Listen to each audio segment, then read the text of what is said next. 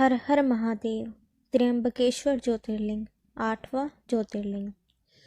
12 ज्योतिर्लिंगों में से 8वां ज्योतिर्लिंग त्र्यंबकेश्वर ज्योतिर्लिंग है, जो महाराष्ट्र के नासिक जिले में स्थित है। यह एकमात्र ऐसा ज्योतिर्लिंग है जहां ब्रह्मा, विष्णु और महेश एक साथ विराजते हैं। 3 नेत्रों वाले भगवान शिव के यहाँ विराजमान होने के कारण इस जगह को त्र्यंबक 3 नेत्रों वाले कहा जाता है। त्र्यंबकेश्वर ज्योतिर्लिंग मंदिर 3 पहाड़ियों के बीच स्थित है, जिनमें ब्रह्मगिरि, नीलगिरि और कालगिरि शामिल हैं।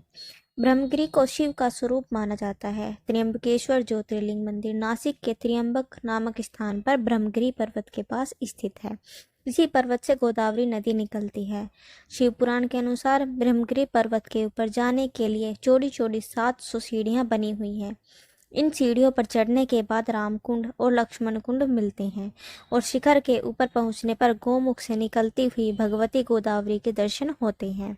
जिस प्रकार उत्तर भारत में प्रवाहित होने वाली पवित्र नदी गंगा का विशेष आध्यात्मिक महत्व है, उसी प्रकार दक्षिण में प्रवाहित होने वाली इस पवित्र नदी गोदावरी का विशेष महत्व है। इस नदी को गौतमी गंगा कहकर पुकारा जाता है। त्र्यंबकेश्वर ज्योतिर्लिंग की पौराणिक कथा के अनुसार प्राचीन काल में त्र्यंबक गौतम ऋषि की तपोभूमि थी। गौतम ऋषि अपनी धर्मपत्नी अहिल्या के साथ रहते थे। एक समय वहां कई वर्षों तक वर्षा नहीं हुई। सब जगह सूखा पड़ने के कारण जीवधारियों में बेचैनी हो गई। जल के अभाव में पेड़ पौधे सूख गए। पृथ्वी पर महान संकट टूट पड़ा। आखिर जीवन को धारण करने वाला जल कहाँ से लाया जाए। उस समय मनुष्य, मुनि, पशु, पक्षी तथा अन्य जीवधारी भी जल के लिए भटकते हुए विविध दिशाओं में चले गए। उसके बाद गौतम ऋषि ने 6 महीने तक कठोर तपस्या करके वरुण देवता को प्रसन्न किया। ऋषि ने वरुण देवता से जब जल बरसाने की प्रार्थना की तो उन्होंने कहा, मैं देवता के विधान के विपरीत वृष्टि नहीं कर सकता, किंतु तुम्हारी इच्छा की पूर्ति हेतु तुम्हें अक्षय जल देता हूँ। तुम उस जल को रखने के लिए एक गड्ढा तैयार करो। वरुण देव के आदेश के अनुसार गौतम ऋषि ने 1 हाथ गहरा गड्ढा खोद दिया, जिसे वरुण देव ने अपने दिव्य जल से भर दिया। उसके बाद उन्होंने परोपकार परायण ऋषि गौतम से कहा, महामुने, यह अक्षय जल कभी नष्ट नहीं होगा और तीर्थ बनकर इस पृथ्वी पर तुम्हारे ही नाम से प्रसिद्ध होगा। इसके समीप दान, पुण्य, हवन, यज्ञ, तर्पण, देव पूजन और पितरों का श्राद्ध सब कुछ अक्षय फलदायी होगा। उसके बाद उस जल से गौतम ऋषि ने बहुतों का कल्याण किया, जिससे उन्हें सुख की अनुभूति हुई। इस प्रकार वरुण देवता से अक्षय जल की प्राप्ति के बाद गौतम ऋषि आनंद के साथ अपने नित्य नैमित्तिक कर्म, यज्ञ आदि संपन्न करने लगे।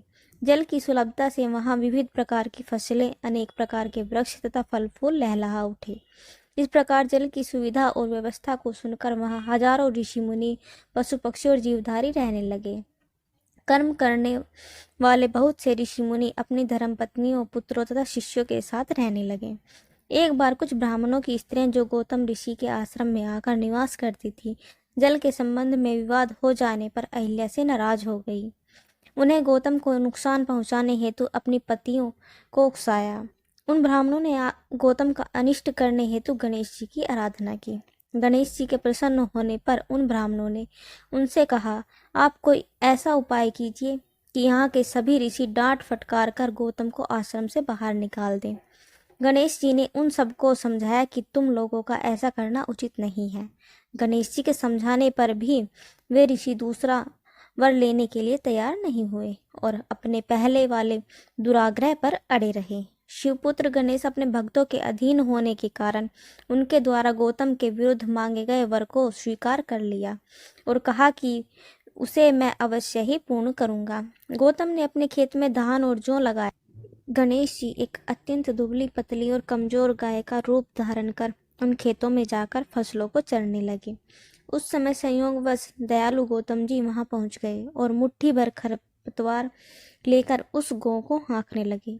उन खरपतवारों का स्पर्श होते ही वह दुर्बल गौ कांपती हुई धरती पर गिर गई और तत्काल ही मर गई। वे ब्राह्मण और उनकी स्त्रियां छिपकर उसे देख रही थीं। गाय के धरती पर गिरते ही सभी गौतम ऋषि के सामने आकर बोल पड़े, अरे गौतम, ने ये क्या कर डाला? गौतम ऋषि भी आश्चर्य में डूब गए। उन्होंने अहिल्या से दुखपूर्वक कहा, देवी, यह सब कैसे हो गया और क्यों हुआ? लगता है ईश्वर मुझ पर कुपित हैं। अब मैं कहाँ जाऊं और क्या करूं? मुझे तो गो हत्या के पाप ने स्पर्श कर लिया है। इस प्रकार पश्चाताप करते हुए गौतम की उन ब्राह्मणों तथा उनकी पत्नियों ने घोर निंदा की, उन्हें अपशब्द कहे और दुर्वचनों द्वारा अहिल्या को भी प्रताड़ित किया। ब्राह्मणों ने उन्हें धिक्कारते हुए कहा, अब तुम यहाँ से चले जाओ, क्योंकि तुम्हारा यहाँ मुख दिखाना अब ठीक नहीं है। गो हत्या करने वाले का मुख देखने पर तत्काल सचेल अर्थात वस्त्र सहित स्नान करना पड़ता है। इस आश्रम में तुम जैसे गो हत्यारे के रहते हुए अग्निदेव और पितृगण पितर हमारे हव्य कव्य हवन तथा पिंडदान आदि को ग्रहण नहीं करेंगे। इसलिए पापी होने के कारण तुम बिना देरी किए शीघ्र ही परिवार सहित कहीं दूसरी जगह चले जाओ। कष्ट और मानसिक संताप से भी पीड़ित गौतम ने उस आश्रम को तत्काल छोड़ दिया। उन्होंने वहां से 3 किलोमीटर की दूरी पर जाकर अपना आश्रम बनाया। उन ब्राह्मणों ने गौतम ऋषि को तंग करने हेतु वहां भी उनका पीछा किया। उन्होंने कहा, जब तक तुम्हारे ऊपर गो हत्या का पाप है तब तक तुम्हें किसी भी वैदिक देव अथवा पितृयज्ञ के अनुष्ठान का अधिकार प्राप्त नहीं है, इसलिए तुम्हें कोई यज्ञ आदि कर्म नहीं करना चाहिए। उन्होंने उन मुनियों ब्राह्मणों से गो हत्या का प्रायश्चित कर बताने हेतु बार बार दुखी मन से अनुनय विनय की। उनकी दीनता पर तरस खाते हुए उन मुनियों ने कहा, गौतम, तुम अपने पाप को प्रकट करते हुए अर्थात किए गए गोहत्या संबंधी पाप को बोलते हुए 3 बार पृथ्वी की परिक्रमा करके फिर 1 महीने तक व्रत करो। व्रत के बाद जब तुम इस ब्रह्मगिरी की 101 परिक्रमा करोगे, उसके बाद ही तुम्हारी शुद्धि होगी। ब्राह्मणों ने उक्त प्रायश्चित का विकल्प बतलाते हुए कहा, यदि तुम गंगा जी को इसी स्थान पर लाकर उनके जल में स्नान करो, तदंतर 1 करोड़ पार्थिव लिंग बनाकर महादेव जी की उपासना पार्थिव पूजन करो, उसके बाद पुनः गंगा स्नान करके इस ब्रह्मगिरी पर्वत की 11 परिक्रमा करने के बाद 100 कलशों घड़ों में जल भर पार्थिव शिवलिंग का अभिषेक करो, फिर तुम्हारी शुद्धि हो जाएगी और तुम गो हत्या के पाप से मुक्त हो जाओगे। ब्राह्मणों के कथानुसार महर्षि गौतम वे सारे कार्य पूरे करके पत्नी के साथ पूर्णतः तल्लीन होकर भगवान शिव की आराधना करने लगे। इससे प्रसन्न हो भगवान शिव ने प्रकट होकर उनसे वर मांगने को कहा। महर्षि गौतम ने उनसे कहा, भगवान, मैं यही चाहता हूँ कि आप मुझे गो हत्या के पाप से मुक्त कर दें। भगवान शिव ने कहा, गौतम, तुम सर्वथा निष्पाप हो। गो हत्या का अपराध तुम पर छल पूर्वक लगाया गया था। छल पूर्वक ऐसा करवाने वाले तुम्हारे आश्रम के ब्राह्मणों को मैं दंड देना चाहता हूँ। इस पर महर्षि गौतम ने कहा, प्रभु, उन्हीं के निमित्त से तो मुझे आपका दर्शन प्राप्त हुआ है। अब उन्हें मेरा परम हित समझकर उन पर आप क्रोध न करें। गौतम ऋषि की बात सुनकर भगवान शिव अत्यंत प्रसन्न होकर उनसे बोले, प्रियवर, तुम सभी ऋषियों में श्रेष्ठ हो।